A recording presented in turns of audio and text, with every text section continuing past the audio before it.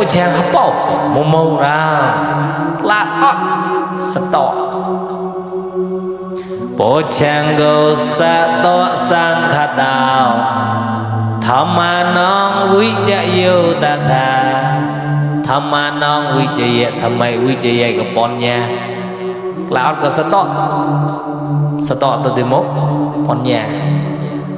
sa đo sang khá đào thầm mà nông quý cha yêu ta thà quý rồi yong mày ra nói có bộ có quý rồi ya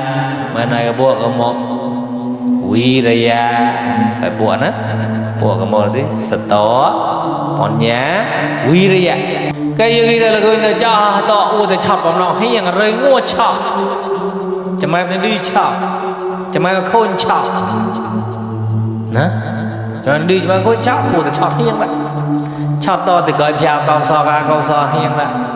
จ้าต่อดีอู้อาจารย์เรื่องห่อต่อได้เลยไหลมาตัวผู้โสแรงกี่ป้าโอละแล้วโอเคชอบหลักกี่ป้าก็กองซออู้แต่กี่พยาวมันเป็นกองซอเขาอู้แต่ลอยบารมอไว้โอโน่ผมยีมองผมยีชี้อู้ชี้มันนี่ซาสะบอกเขาละเดี๋ยวไหลนี่เขาเงาลักกี้กูแกว่มันนี่รู้ยังจานมองปองลมปนเราลักกี้กูแกว่ละรู้จานใบเถาซานาใจน่ะย้ายดึงมองหมดเลยcái lần coi có nó lòng ở đường lùa cho to hay cho to tôi thì pon nhà cái tem tôi thì vi cái sầu bồi ra giờ khi tôi vi giờ không nó còn đúng tem pon nhà mua là vi cái giờ ấy là thì chỉ rồi một cái bôi chèn bỏ cái tí mua cho số to ba có còn nên pon nhà của có vi